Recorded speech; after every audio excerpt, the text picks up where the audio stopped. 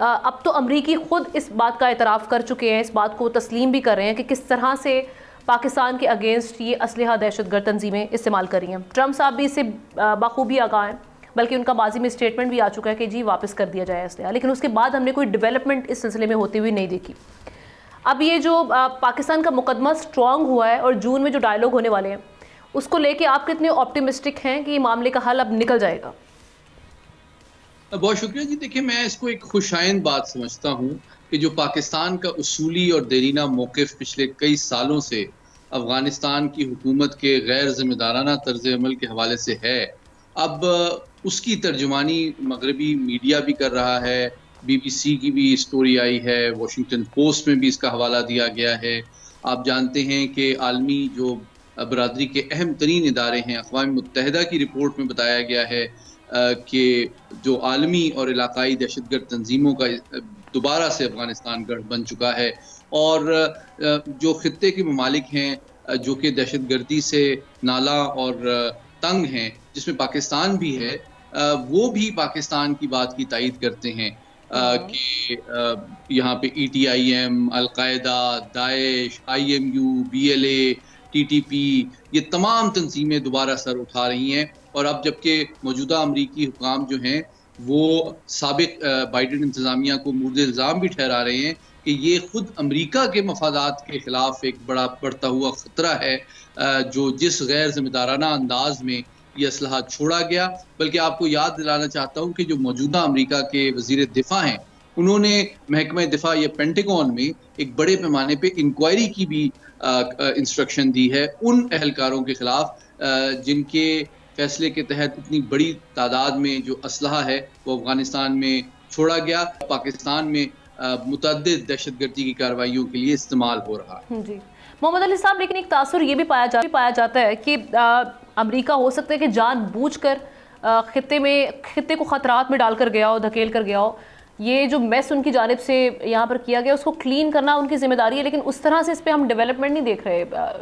Trump صاحب کا statement سامنے ہے، لیکن اس کے بعد اس جانب کوئی عملی قدم ہم نے نہیں دیکھا ابھی تک۔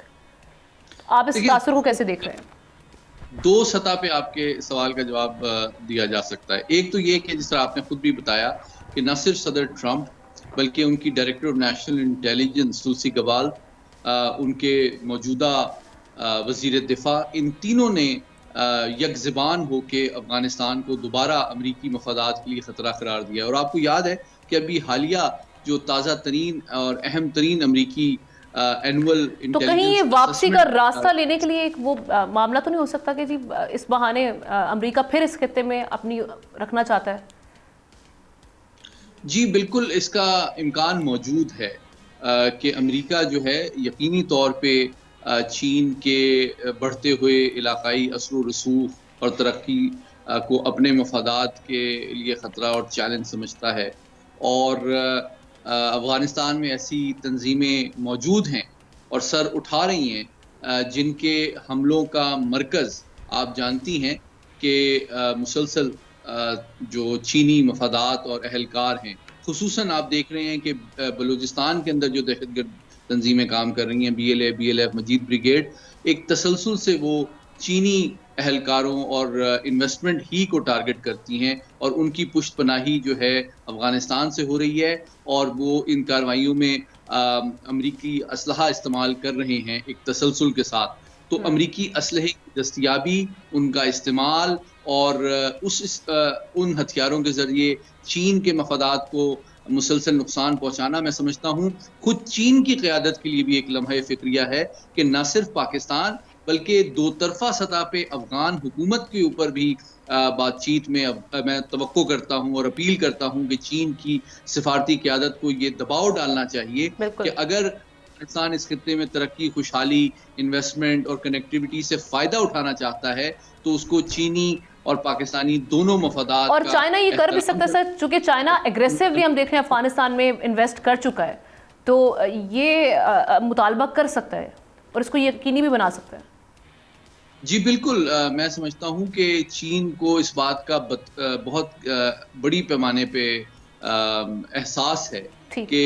افغانستان میں دہشت گردی کا پھیلنا جو ہے چین کے بیلٹ اینڈ روڈ انیشیٹو اور سی پیک کے لیے ایک خطرہ ہے. اور میں توقع کرتا ہوں اور اپیل کرتا ہوں چینی قیادت سے کہ وہ بھی سفارتی ذرائع سے افغان حکام پر دباؤ ڈالیں تاکہ ان کے نہ صرف جو مفادات اور چینی اہلکاروں کی جان اور مال ہے اس کا احترام اور تحفظ کیا جائے، بلکہ خود اس کے جو ثمرات ہیں وہ افغان حکومت، عوام اور اس پورے خطے کے ممالک تک پہنچ سکے. بالکل، لیٹس سی آنے والے دنوں میں امریکہ کا اس پر کیا رد عمل سامنے آتا ہے اور کس حد تک اس پر ڈیولپمنٹ ہوتی ہے، یہ آنے والا وقت ہی بتائے گا. Thank you so much. Subscribe کریں اور بیل دبائیں تاکہ کوئی خبر رہ نہ جائے.